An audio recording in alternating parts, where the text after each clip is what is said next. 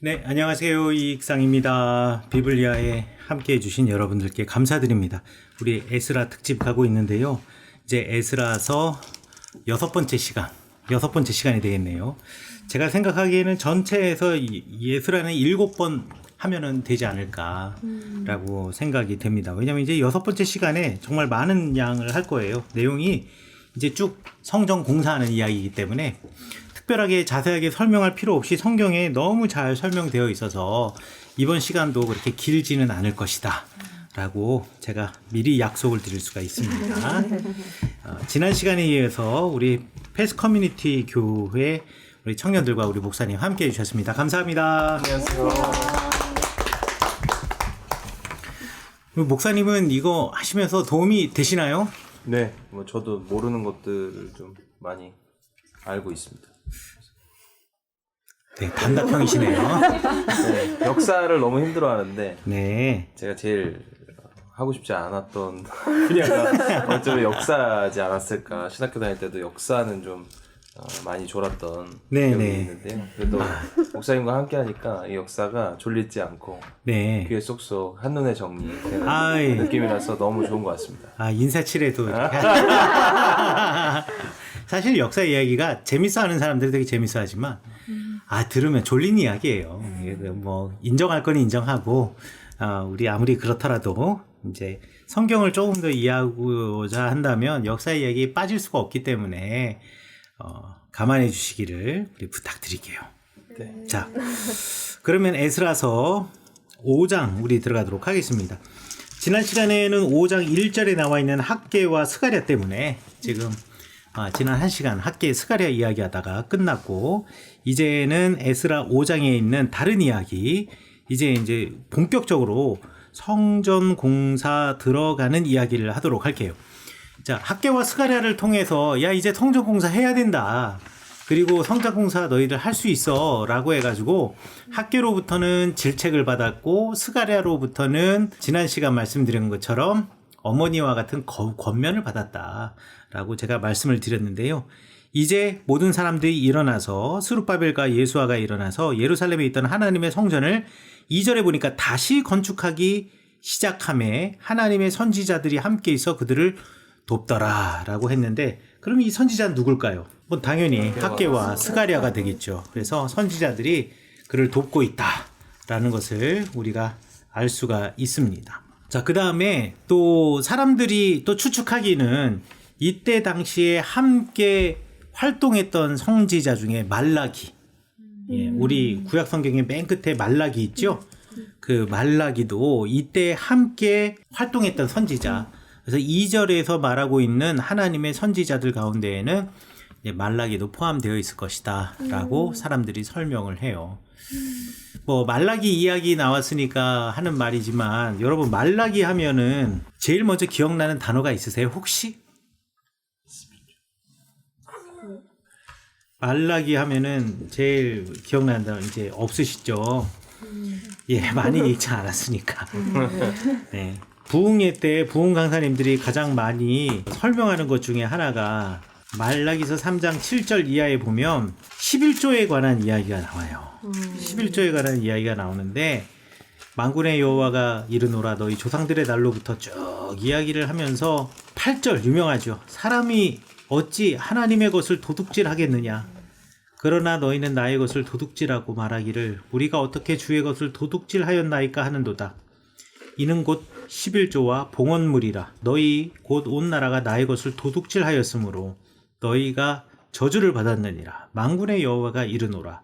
너희의 온전한 11조를 창고에 들여 나의 집에 양식이 있게 하고 그것으로 나를 시험하여 내가 하늘 문을 열고 너희에게 복 쌓을 곳이 없도록 붙지 아니하나 보라. 이게 뭐냐면 11조를 하면 분명히 하나님께서 복을 부어주신다라는 이야기죠. 그래서 11절 이하로 이제 11조를 하는 이들에게 주어지는 축복에 관한 이야기가 나오는데, 이렇게 부흥회 하면은 꼭 한 번씩 언급하고 넘어가는 헌금에 관한 내용이 나오면 꼭 하고 넘어가는 이야기가 말라기에 나와 있는 11조의 이야기예요. 요것도 이제 바로 요 에스라의 시대에 있던데, 그러면 이 에스라의 시대 때 이렇게 11조를 안 하는 사람이 누구였을까? 제사장. 제사장? 본인의 경험담을 이야기하시는 거예요? 11조는 아주 10의 2조라고 있습니다. 아, 예. 말라기에 보면은요, 가장 많이 질책을 받는 사람들, 그리고 말라기에서 제일 하나님으로부터 언약을 깨뜨린 것, 그리고 죄를 범하는 것들에 대해서 질책을 받고 또 이런 것에 지적을 당하는 사람들이 제사장들이에요. 제사장들과 레위인들. 그러니까 여기서 11조 안 하는 사람도 사실 제사장과 레위인들일 확률이 높아요. 아마 그럴 거예요. 저도 그렇게 생각해요. 제사장과 레위인들이라고 하는 것은 단지 성직자만을 가리키는 말이 아니라 사실 사회의 지도층들이죠. 사회 지도층들. 사실 11조 하는 거 쉽지 않아요. 여러분들이 이제 100만 원을 벌었어요. 100만 원을 벌어가지고 그 안에서 11조를 10만 원 해요. 물론 100만 원 중에 10만 원이나 한다는 거 대단히 장한 일이에요. 그것도 어려운 일이에요. 그런데 100만 원 벌었을 때 11조 하던 사람이요. 1000만 원 벌어서 100만 원 11조 할 때가 되면 약간 흔들리기 시작해요. 그런데 1000만 원이 번 게 아니라 내가 이번에 1억을 벌었어요. 1억을 벌어서 1000만 원 11조 한다? 이제 시험에 들기 시작해요, 이때는. 그러니까 11조를 한다라는 것은 사실 어려운 사람들, 경제적으로 어려운 사람들보다 더 결단이 필요한 사람들은 사회의 지도층, 경제적인 능력이 있는 사람들이 오히려 11조를 할 때 더 큰 결단을 필요로 할 수 있다라고 생각해요. 예. 그런데 이 사회에서 그것을 대표하는 사람들이 바로 제사장들이었다라는 거지. 그래서 이 제사장들, 이런 제사장들은 자신들, 율법에 보면 제사장들도 자신의 몫으로 들어온 곳에 또 10분의 1을 반드시 11조 하게 되어 있어요. 그런데 11조를 받으면서 본인들은 11조를 생략하는 경우들. 네. 뭐 이런 예가 맞는지 모르겠지만 주일날 예배 시간에 헌금 바구니가 강대상까지는 안 올라오기 때문에 오히려 목회자는 헌금을 안 하고 성도들만 헌금한다 이러면 이거 얼마나 어이없는 일이겠어요. 그렇죠? 이게 뭐 적절한 예인지는 모르겠지만. 그런데 실제로 제사장들은 이 당시에 사람들로부터는 11조를 거둬들였지만 자신들은 제대로 된 11조를 하지 못했던 것 같아. 예. 왜? 이 사람들의 그 상태를 보면 알 수가 있어요. 아까 에스라에서도 말씀드렸지만 제단을 쌓아놓고 제사를 드리기 때문에 자신들의 먹고 사는 문제가 해결되어서 성전을 다시 짓는 것에 대한 열정을 품지 못하던 사람들이 바로 제사장들이었잖아요. 그렇다고 한다면 제사장들의 이런 타락은 충분히 우리가 상상할 수 있지 않을까라고 추측을 해봅니다. 그래서 이 선지자들 이야기하다가 잠깐 우리 샛길로 갔다 다시 제자리로 돌아오겠습니다. 들리는 말씀 울리는 마음 Welcome to the 비블리아 열리는 성서 알리는 방송 Radio 비블리아 Radio 비블리아 예. 자, 3절부터 보니까 그때 유브라데강 건너편 총독 다뜨네와 스달보스네와 그들의 동관들이 다 나와서 그들에게 이르되 누가 너에게 명령하여 이 성전을 건축하고 이 성곽을 마치게 하였느냐. 그러니까 이 사람들이 이제 반대하던 사람들이 이 사람들이 왜 다시 건축을 하는 거지? 라고 지금 생각하면서 와가지고 너 왜 이러냐? 라고 하면서 이 건축하는 4절에 보니까 우리가 건축하는 자의 이름을 아뢰었으나 하나님이 유다 장로들을 돌보셨으므로 그들이 능히 공사를 막지 못하고 이 일을 다리오에게 아뢰고 그 답장이 오기를 기다렸더라. 자, 하나님이 하시는 일이라고 한다면 하나님께서 분명히 무언가를 준비하셨을 거라는 거죠. 그러니까 우리가 다시 지어야 돼 라고 하면서 야, 그러면 우리가 다리오 왕한테 다시 한번 물어보고 아버지 때 이렇게 하라고 명령을 해서 우리가 하다가 멈춰섰으니까 우리 다시 하겠습니다.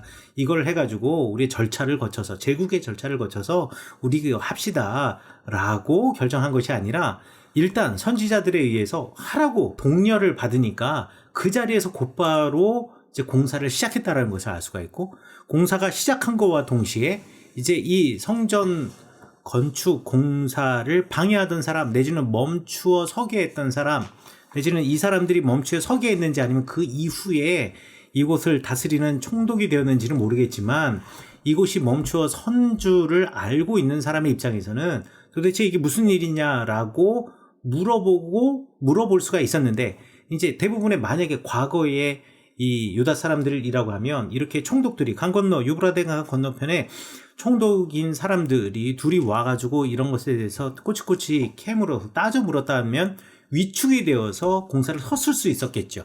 하지만 이것을 시작할 때 하나님께서 시작하게 하셨고 그래서 하나님께서 이것을 하라고 명령하셔서 그 명령을 따라 행하니까 와서 이렇게 하지 말라라고 누가 이렇게 했냐라고 물어보는 자가 있지만 그렇다고 해서 공사는 멈춰서지 못하고 이 사람들이 이제 다리오 왕에게 묻는 거죠. 그래가지고 이야기하는데 드디어 이제 여기서 6절부터 이제 활약이 이제 시작이 되는 사람들이 있습니다. 자, 이렇습니다. 그 글에 관한 이야기가 쭉 나와요. 에스라서에서 이제 다리오 왕에게 올린 글의 초본은 이러하니라라고 하면서 쭉 초본에 관한 이야기 성경에 편지글을 갖다가 쭉 지금 써주고 있어요. 그래서 편지의 글에 뭐라 썼냐면 11절에 본래 이스라엘의 큰 왕이 건축하여 완공한 것이었으나 우리 조상들이 하늘에 계신 하나님을 노엽게 하였으므로 그들을 갈대아 사람 바벨론 왕 느부갓네살 손에 넘기심에 해가지고 쭉 그 사람들이 이제 편지글을 쓰면서 편지글에서 내가 한 말과 그들이 한 말을 갖다가 전부 다 그 편지글에 담아 놓고 있는 거예요. 다리오가 그러면 이게 사실인가 아닌가를 확인해 보죠. 그래서 6장에 보면 이에 다리오 왕이 조서를 내려 문서 창고 곧 바벨론의 보물을 쌓아둔 보물 정각에서 조사를 하게 하였고 앙메다 궁성에서 한 두루마리를 찾았으니 거기에 기록하였으되 고레스 왕 원년에 조서를 내려 이르기를 쭉 하면서 고레스의 조서를 이제 다리오가 읽게 됩니다. 그래서 이것을 다 알게 되니 13절 다리오 왕의 조서가 다시 한번 내리게 돼요. 다시 한번 내리면서 유브라데강 건너편 총독 다뜨네와 스달보스네와 그들의 동관들은 신속히 그들이 일하는 것 도와주라라고 지금 명령을 하죠. 여기서 무엇을 알 수 있냐면 포로로 끌려갔다가 다시 유다로 돌아온 사람들과 그곳에 남아있는 사람들이 각각 자기가 하는 역할이 있다라는 거예요. 돌아온 사람들은 성전을 건축하는 것이 그들의 역할이었고 남아있는 사람들은 이렇게 이 사람들에 대한 고소 고발이 들어왔을 경우에 그들을 변론하고 변호해주는 역할을 하는 사람들이 그 땅에 있었다라는 겁니다. 자, 그래서 여기에는 그 사람들이 어떤 역할을 했는지 또 어떤 사람인지에 대해서 구체적으로 나와 있지 않아요. 그런데 이런 총독의 편지가 다리오에게 갔을 때 다리오의 입장에서는 누구의 말을 더 신뢰하겠어요? 당연히 총독의 말을 더 신뢰하겠죠. 하지만 다리오가 조서를 내려서 문서 창고를 갖다가 조사하게 하는데 누군가가 영향력을 미쳤을 개연성이 대단히 높다라는 거예요. 그렇다면 누가 그런 영향력을 미쳤을까? 아마 그곳에 남아 있었던 유대인들, 그 땅에 남아 있었던 사람들이 그렇게 하지 않았을까라는 것을 우리가 알 수 있다라는 거죠. 그러니까 여기 돌아오지 않은 사람들이 있다라고 해서 그 돌아오지 않은 사람들을 저 사람들이 신앙 없는 사람이야 라고 우리가 매도할 것은 아니다 라는 것을 우리가 알 수가 있고 또 하나님께서 그 땅에 사람을 남겨놓으신 분명한 이유가 있을 것이다 라고 우리가 반드시 기억해야 한다라는 거죠. 하나님께서는 모든 것을 합력하여 선을 이룬다라고 하셨잖아요. 그 선을 이루시는 하나님께서 그럼 과연 그들을 그렇게 그냥 남겨놓으셨을까? 그냥 아무 이유 없이 남겨놓으셨을까? 그렇지는 않았을 것이다 라고 우리는 충분히 추측해 볼 수 있다. 그래서 다시 이 성전이 공사가 되기 시작해요. 그래서 성전 공사가 시작이 되고 16절부터가 성전 공사가 시작되는 이야기다 라고 생각하시면 되겠습니다. 재미있는 건 에스라서는요, 히브리어로 앞부분은 쓰여 있고요. 그리고 뒷부분은 아람어로 쓰여져 있습니다. 그래서 히브리어 공부한 사람도 에스라서는 못 읽어요. 네, 아람어를 따로 공부해야지만 읽을 수가 있다. 요거는 이제 잡스러운 지식. 그래서 슬쩍 이제 자랑하는 거죠. 나 아람어도 할 수 있다.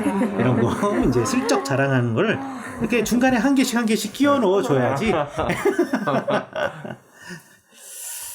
네, 16절부터 한번 볼게요. 이스라엘 자손과 제사장들과 레위 사람들이 기타 사로잡힌 자들의 자손이 즐거이 하나님의 성전 봉헌식을 드디어 행한다라고 이야기를 합니다. 성전 봉헌식에 관한 이야기가 드디어 이제 나오기 시작합니다. 그러니까 성전 이제 다 지었다라는 거죠. 성전 봉헌을 하고서는 제일 먼저 한 것이 무엇이냐? 바로 유월절 예식을 지켰다라는 것이죠. 그래서 사로잡혔던 자손들이 첫째 달, 여기 보면 성전 봉헌식을 행했다라고 하지만 실제로 성전 봉헌식을 행했던 그때가 어느 때인지에 대해서는 정확하게 알 수가 없어요. 정확하게 알 수가 없기 때문에. 그런데 여기 15절에 보면은 다리오 왕 제6년 아달 월 3일에 성전 일을 끝냈다라고 이야기를 하는데, 자, 그러면 이 당시 달력으로 돌아가 보면 성전 일을 끝냈던 날짜를 대략 우리가 확인해 볼 수 있다라는 것 우리가 확인해 보시고요. 성경에 보면 달력들이 대단히 많이 나와 있습니다. 이 달력들이 대단히 많이 나와 있는데 이 달력을 사실 어떻게 우리가 봐야 하는지 어떻게 읽어야 되는지 잘 몰라요. 뭐 첫째 달, 둘째 달 뭐 이런 달력도 있고요. 그 다음에 지금 여기 나와 있는 것처럼 뭐 아다르월 뭐 이렇게 불리는 때도 있고요. 그 다음에 뭐 여러분들 알고 있는 달력 뭐 이름들 있나요? 혹시 들어본 거 없어요? 뭐 이런 거 들어봤어요? 뭐 니산월, 이아르월, 시반월, 기슬르월, 아부월 이런 거 들어봤어요? 처음 들어보시는구나. 오케이, 알았어요. 우리는 그레고리력을 따라서 지금 1월달부터 12월달을 지키지만 그 이전에는 각 나라마다 그리고 각 제국마다 달력이 다 달랐어요. 심지어는 황제가 한번 등극하잖아요. 그럼 달력을 다시 처음부터 새로 시작. 이런 경우도 있어요. 그래서 역사 문헌이 있어도 서로 맞추어가지고 날짜 맞추기가 쉽지 않아. 그래서 역사학자들 중에 이 달력 날짜만 맞추는 사람들도 있어요. 그래서 정말 많은 일이 있는데 성경에 보면 자, 달 이름이 어떤 달이 있냐면 첫째 달, 둘째 달, 셋째 달 가는데 성경에서 첫째 달이라고 부르는 달은요 3월에서 4월달, 그러니까 우리나라 봄이 시작되는 달이 첫째 달이에요. 이 첫째 달을 갖다가 우리 1차 성전 시대 때, 그러니까 솔로몬 시대 때는 뭐라고 불렀냐면 이 첫째 달을 갖다가 아비브월이라고 불렀어요. 아비브월. 아비브라는 말이 히브리어로 봄이라는 뜻입니다. 그래서 봄이 시작이 된다. 그래서 봄이 한 해의 시작이다 라고 사람들이 생각해서 이 아비브월을 갖다 첫째 달이라고 불렀어요. 물론 이것도 사람들마다 또 생각이 다릅니다. 어떤 사람들은 3월달이 첫째 달이라고 생각하는 사람들이 있고 어떤 사람들은 10월달이 첫째 달이라고 생각했던 사람들도 있었어요. 그러니까 고대 달력은 서로 통일된 게 없다. 근데 그 중에서 하나 제가 그냥 쉽게 그냥 알려드리는 거예요. 자, 그리고 둘째 달을 갖다가 구약 성경에서 이스라엘 사람들은 지브월이라고 불렀어요. 지브월이라고 부르기도 하고 그냥 둘째 달이라고 부르기도 했어요. 일곱째 달을 에타님월이라고 불렀어요. 그리고 여덟째 달은 불월이라고 불렀어요. 그러면 제가 말씀드리지 않은 셋째, 넷째, 다섯째, 여섯째, 아홉째, 열째, 11번째, 12번째 달은 구약 성경에서 뭐라고 이스라엘 사람들이 불렀나요? 몰라요. 남아있는 기록이 없어서 몰라요. 근데 바벨론 사람들은 그리고 고대 근동의 사람들은 부르던 이름이 12개가 확실히 알 수가 있어요. 첫째 달을 뭐라고 불렀냐면 니산월이라고 불렀고 그 다음에 둘째 달을 이아르월이라고 불렀고 셋째 달을 시반월, 그 다음에 탐무즈월, 아부월, 엘룰월, 티슈리월, 마레스반월, 키슬레브월, 테벳월, 슈밧월 그리고 아다르월이라고 불렀어요. 근데 여기 뭐라고 되어 있냐면 15절에 다리오 왕 제6년 아달월 3일이라 그랬었거든요. 그러면 아달월이라고 하는 때가 언제냐? 12번째 달이고 12번째 달이 2월, 우리 태양력으로 따지면 2월에서 3월 달 정도다라고 생각하시면 되겠고, 아달월 3일이다라고 이야기를 한다면, 대략 이제 유대력으로 따지면은 유대력 가운데 절기 중에 불임절이라고 하는 절기가 있거든요. 불임절 절기가 보통 이제 유대력도 음력이기 때문에 태양력으로 환산하면 어떨 때는 불임절이 1월 달일 때도 있고 어떨 때는 2월 달일 때도 있는데 그 불임절보다 대략 열흘 전이라고 생각하시면 되는 거예요. 그래서 우리식으로 따지면 굳이 우리식으로 쉽게 따지면은 뭐 한 2월 한 16일, 17일 정도? 이 정도 생각하면 되는 것 같아요. 그래서 요때 성전을 건축하기를 마치고 성전 봉헌식을 하게 되었다라고 했는데 이 성전 봉헌식이라고 하는 말이 아람어로 하누카라고 부릅니다. 하누카라는 거 혹시 들어보셨어요? 네, 못 들어보신 것으로 나홀로 집에라고 우리 옛날에 저희 어렸을 때 하여간에 크리스마스 때만 되면 나홀로 집에가 나왔어. 나홀로 집에 본 적 있어요? 네. 맥컬리 컬킨 그 조그만 애. 우리랑 세대가 많이 떨어졌는데도 나홀로 집에를 봤네. 이 맥컬리 컬킨이 이제 엄마 아빠 전부 다 비행기 타고 가는데 맥컬리 컬킨만 혼자서 떨어져가지고 집에 남아지게 됐잖아요. 그래서 맥컬리 컬킨이 너무 행복하다고 막 좋아가지고 막 장보러 다니고 막 이러는데 막 지나가면서 메리 크리스마스 막 메리 크리스마스 이렇게 하는데 갑자기 웬 아줌마인지 할머니인지 기억은 나지 않은데 그 사람이 뭐라 그랬냐면 이 맥컬리 컬킨은 메리 크리스마스 그랬는데 그 아줌마는 해피 하누카 그랬어요. 못 들었으니까 이제 해피 하누카라고 했는데 하누카는 유대인의 명절이에요. 유대인의 명절 이거 여기와는 상관없어요. 여기와는 상관이 없는 유대인의 명절인데 이거는 사실 요 시대보다도 지금 이게 성전 완공된 때가 515년이고 그 유대인들의 성전 봉헌식은 168년에서 165년 사이, 특별히 165년이라고 생각하면 되니까 약 한 뭐 시기로 따지면 한 300년 뒤라고 대충 한 산수를 잘 못하니까 이게 벌어진 일인데 성전 봉헌식이라는 말 자체가 하누카라는 뜻이고 하누카라는 말이고 그 하누카는 부정했던 성전을 새롭게 만든다거나 아니면 성전을 허물고 새롭게 새 성전을 올렸을 때 하는 일종의 축제를 하누카라고 불러요. 그래서 이 성전 봉헌식을 행했다라는 것, 이것 큰 축제를 벌였다라는 거예요. 그래서 현재 유대인들이 하누카를 갖다가 지키고 있는 그 하누카는 우리식으로 따지면 거의 크리스마스와 비슷해요, 날짜가. 크리스마스와 똑같거나 아니면 크리스마스보다 뭐 한 주 빠르거나 내진 2주 빠르거나 이 정도에서 왔다 갔다 하는 절기가 하누카 절기예요.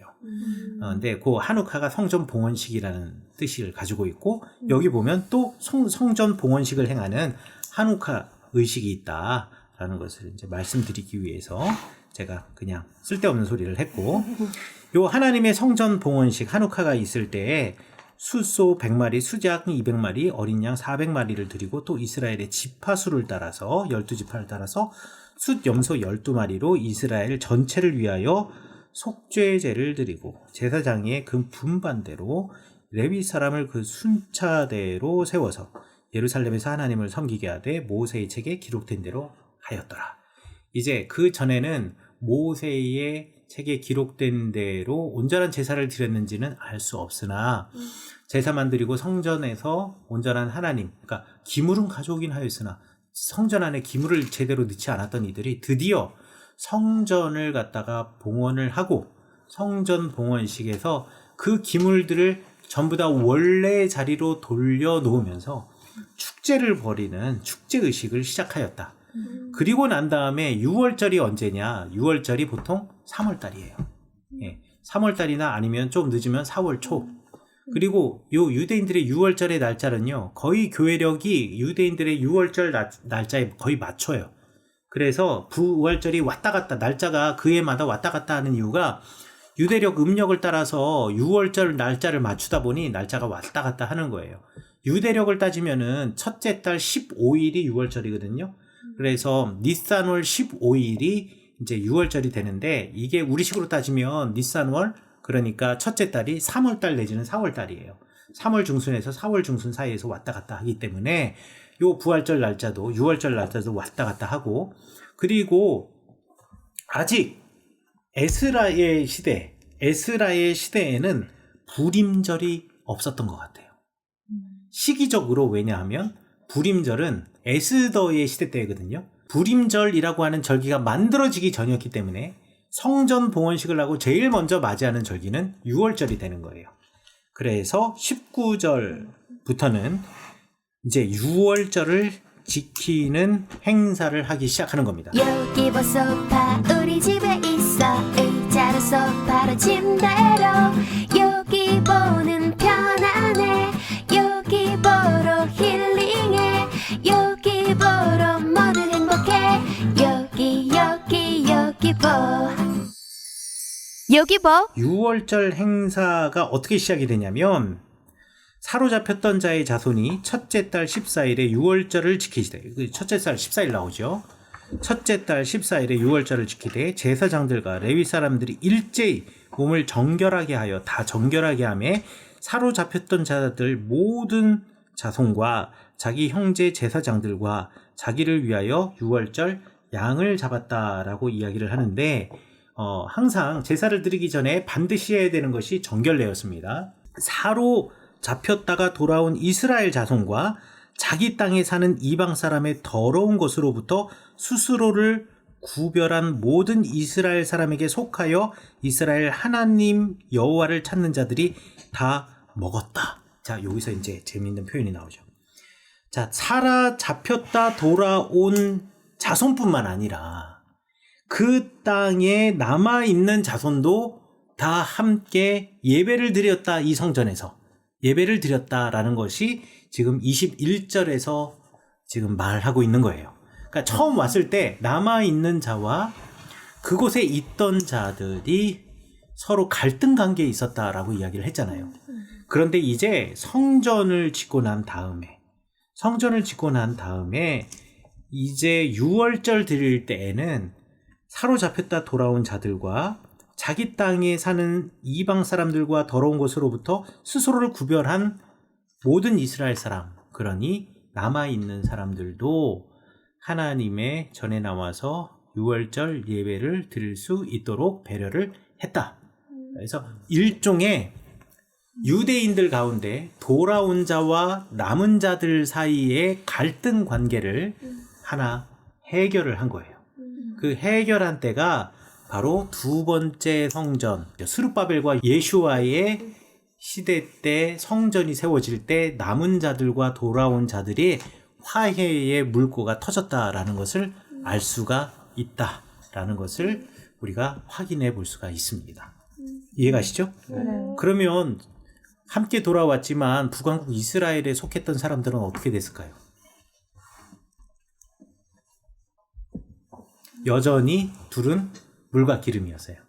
여전히 둘은 물과 기름이었고, 제가 지난번에 말씀드렸던 거 기억하시는가 모르겠는데, 그렇게 북쪽으로 간 사람, 베냐민 땅, 그 에브라임 땅으로 돌아간 사람들은 그리심산에 가가지고 자신들만의 성전을 지었다 그랬잖아요.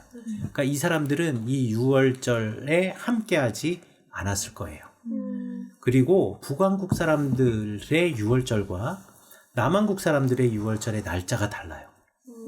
왜냐하면 성경에 보면 솔로몬 시대 때 이후로 왕국이 나뉘어집니다. 르호보암 왕과 여로보암 왕으로 나뉘어지고, 르호보암은 남쪽 유다의 왕이 되었고 여로보암은 북쪽 이스라엘의 왕이 되었는데, 여로보암이 북쪽 이스라엘의 왕이 되면서 베델과 단에다가 단을 쌓고 거기다 송아지 형상을, 금송아지를 갖다 놓았다, 이거는 아주 대표적인 이야기고, 거기에 보면 아무 사람이나 레위인과 제사장을 삼았고, 그리고 달력을 고쳐 쓰는 이야기가 나와요. 왜냐하면 이 달력이라는 것이 농사력을 기준으로 달력이 만들어지는데, 남쪽 유다 광야 지역의 기후와 북쪽의 기후가 완전히 달라요. 남쪽 유다 쪽의 기후는요 매우 더워요. 그리고 유다 광야 같은 경우에는 온도가 많이 떨어져 봤자 유다 고원지대에 있으면 1년에 영하로 내려가는 날이 일주일이 될까 말까 해요. 그리고 높은 산지가 아니라 저 지중해 쪽이라면 1년 내내 온화하고 따뜻해요. 100년에 한 번 눈이 올까 말까? 제가 이스라엘에 있을 때 텔아비브에 눈발이 한번 날린 적이 있었는데요. 그게 93년 만에 내린 눈이라 그러더라고요. 그것도 쌓이지도 않았어. 그냥 눈발이 흩날렸을 뿐이야. 그게 93년 만이라고 그때 제 기억으로는. 그렇게 말을 하는데, 그러니까 춥지를 않아요. 춥지를 않은데 북왕국 지역은요. 여러분 이스라엘에 스키장이 있어요. 이스라엘 스키장이 있고 스키 탈 수 있어요. 눈도 많이 내려요. 그래가지고 북왕국의 문하세 지파 땅 골란고원 쪽 가면은요. 우리나라 제주도와 똑같아요. 그래서 거기는 해발 평균 900이고 스키장 있는 데는 산의 높이가 2,800 얼마 그래가지고 거의 3,000m예요. 그러니까 우리나라의 웬만한 산도 그 헬문산보다 높지를 않아요. 그러니까 거기에 눈 내리고 거기 비 내리고 또 스키장이 있고 이건 너무 당연한 거죠. 그러면 농사의 시기도 다를 수밖에 없어요. 따뜻한 곳은 농사의 시기가 좀 더 빠르고 이럴 수가 있고 북쪽에 있는 곳은 농사의 시기가 좀 다를 거란 말이죠. 우리나라와 비슷할 거예요. 그러니까 북왕국 사람들과 남왕국 사람들은 농사의 시기가 다르기 때문에 달력을 고쳐 쓸 수밖에 없어요. 그렇게 되면 6월절뿐만 아니라 또 뭐 77절 이런 것들도 다 지켜야 했을 텐데 77절이라고 하는 절기가 보리와 밀 그리고 더 정확하게 이제 첫 이삭 초실절에는 초실절이라고 우리가 불리는 그 절기는 보리 그 다음에 밀. 그럼 밀을 추수하는 시기가 북왕국은 남왕국보다 더 뒤에요. 한 달 정도 뒤에요. 그러니까 한 달 정도 뒤로 미루어진 6월절을 북왕국 사람들이 드려야 했기 때문에 이때 남왕국 예루살렘 성전에서 6월절을 지켰다면 이 6월절 행사에 북쪽 왕국 사람들은 일단 초대되지도 않았을 것이고 초대되었다 손치더라도 오지 않았을 거예요. 왜냐하면 우리의 6월절은 아직 아니니까. 그래서 요 6월절의 짧은 이야기 19절부터 22절까지 4계절의 이야기는 단지 6월절을 지켰다 라는 수준으로만 우리가 생각할 수도 있겠지만 한편으로는 우리가 어떻게 생각할 수 있냐면 두 번째 성전 그러니까 스룹바벨의 성전이 세워지면서 남아있는 자와 돌아온 자들의 갈등이 해소되기 시작했구나 라는 것을 우리가 그 단서를 제공해주고 그것을 말하고자 했던 그 구절이 19절부터 22절까지의 이야기다 라고 생각하시면 될 것 같습니다. 자, 오늘은 여기까지 하도록 할게요. 왜냐하면 7장부터는요 시기가 대략 60년 건너뜁니다. 요때가 515년인데요. 여러분 에스라서라고 부르는데 에스라는 6장까지 등장하지도 않아요. 에스라가 언제 등장하면 이제 7장부터 등장하거든요. 그런데 이 에스라가 돌아오던 시기는 제2차 포로기한 시기라고 우리가 흔히들 이야기하는데 458년입니다. 458년에 돌아오게 되는데 요 7장부터는 그 458년부터 벌어진 일이다 라고 생각하시면 되겠고요.